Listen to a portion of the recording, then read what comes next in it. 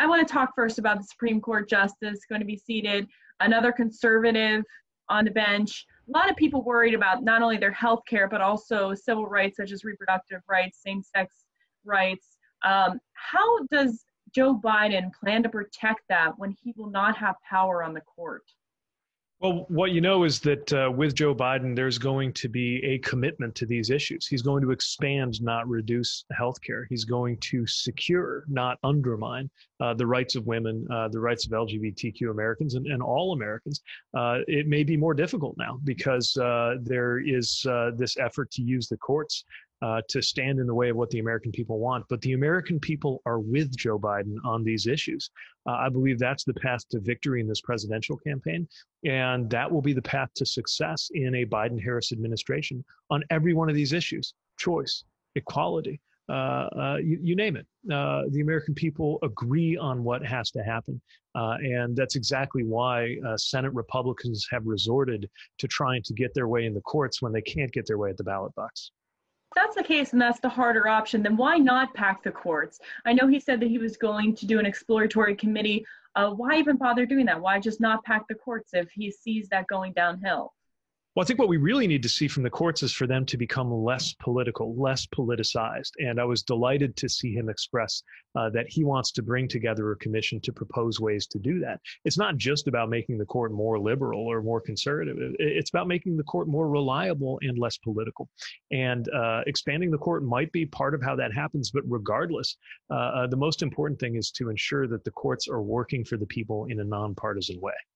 Pennsylvania, battleground state, went red in 2016.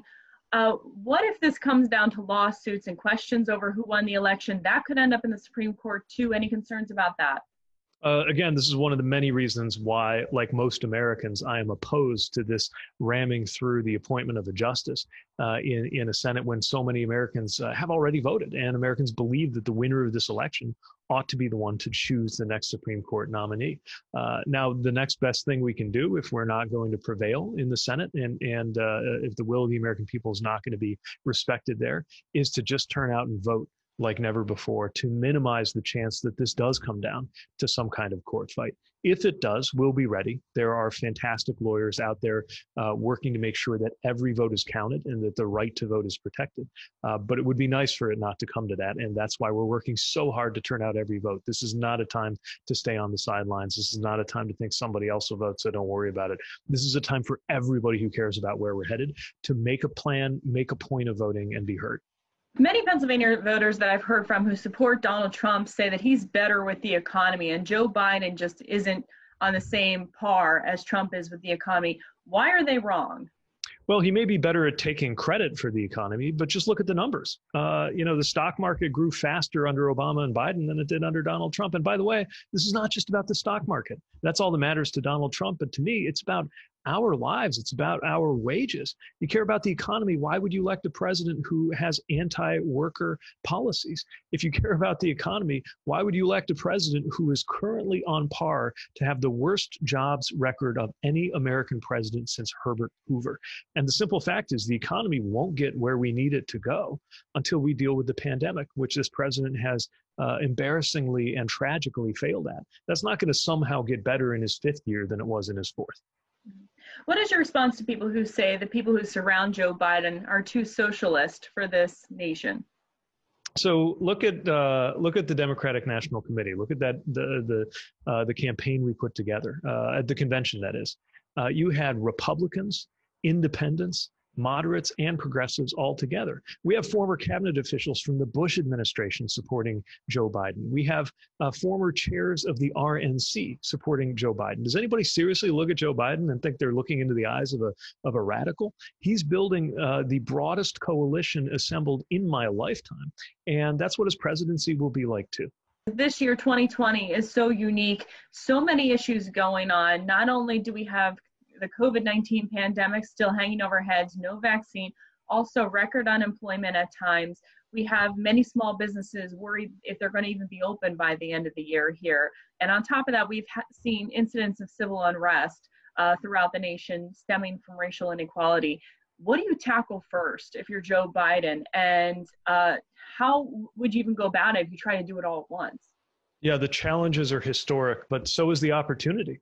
This is an opportunity to respond to what Americans are calling out, crying out for.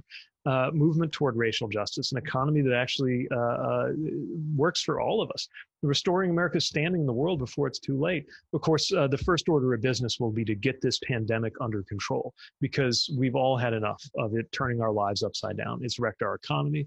It's wrecked our ability to get through day-to-day life. And it's time for a president who doesn't have any problem turning to experts and rallying people together to deal with it. This idea that the current president has to be the smartest guy in the room is just no way to solve an issue like this that requires enormous cooperation in order to get anything done.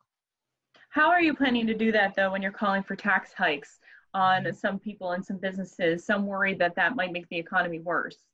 Well, let's be very clear. Nobody making less than $400,000 a year is going to see their taxes go up under Joe Biden. Now, it's also true that we've got to pay for things. And I think most of us get that when giant multinational corporations pay $0 on billions of dollars in profits, or, you know, in an economy where a guy like Donald Trump can pay less in income taxes than you and I did, then clearly something's wrong. The wealthy and corporations need to pay their fair share so that we can make the investments in education, infrastructure, security, and everything else that makes this country great.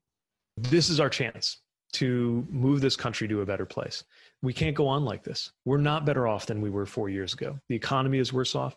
Our communities are worse off. We are divided against one another, and there is no serious plan to deal with this pandemic. Maybe you've never voted Democratic in your life, but I'll tell you this, if you're switching parties to vote for Joe Biden, you'll be part of a lot of people doing it right along with you. And if you've always voted Democratic, this is the time of all the times in your life to make sure that you hear your voice heard at the polls. All of us need to step up and be part of that change so that we can begin moving this country forward and build back better.